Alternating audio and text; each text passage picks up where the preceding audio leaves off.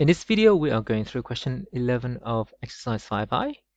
So the question says, Roberto draws a rectangle with unknown dimensions.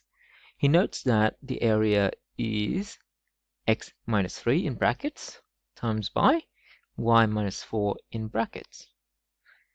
So if x is equal to 5 and y is equal to 7, what is the area? Okay, so for the first one, so A, we just need to substitute x with 5 and y with 7. So the area is equal to, so instead of the x, we have 5 minus 3. And instead of the y, we have 7 minus 4. So, but math, we do things in the brackets. So 5 minus 3, that's going to give us 2. Multiply by, okay, remember that even though it's not there, the multiplication sign is implied. And then 7 minus 4 is 3. So therefore, we have 2 times 3, which give us 6. And then for B, it says, what is the value of x minus 3 in brackets, y minus 4 in brackets if x is equal to 1 and y is equal to 1. Okay, so very similar to A, what we have to do here is we just need to substitute x and y with 1. So here we have 1 minus 3 in brackets, multiply it by 1 minus 4 in brackets. So 1 minus 3, let's give us negative 2, multiply by, and I should put negative 2 in brackets here, multiply by 1 minus 4, which is going to give us negative 3. Okay, and so we have a negative multiplied by a negative. That means that we're going to get a positive answer. And 2 times 3 is 6, so positive 6. And Roberto claims that this proves that if x equal to 1 and y equal to 1, then this rectangle has an area of 6. What is wrong with his claim?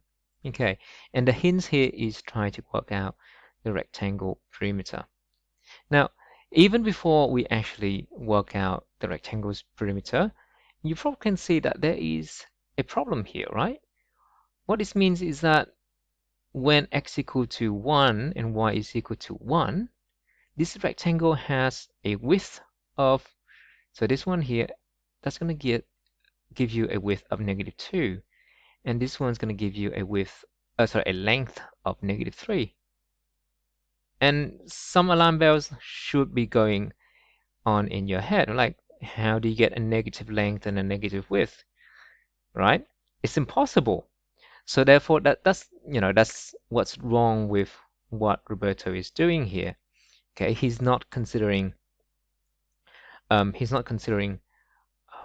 what values can the width and the length be, right?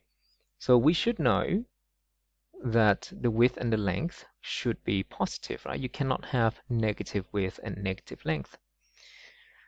So we see that there's something wrong with what Roberto is doing here. But let's do what the question is asking us to do, and that is to calculate the perimeter. Okay, so here to calculate the perimeter,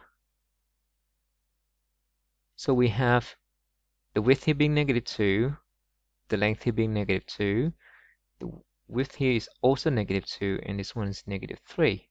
So we have negative 2 plus negative 3 plus negative 2 plus negative 3.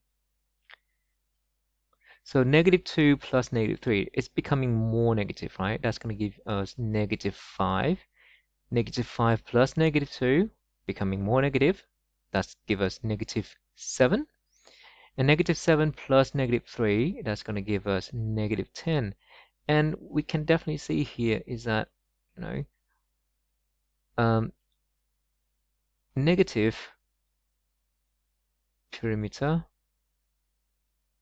is impossible.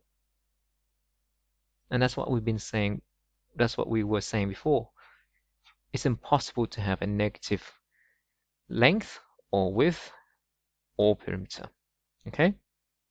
So that's what is wrong with Roberto's claim. So these are the answers for question 11, and I hope that this helps you with the question.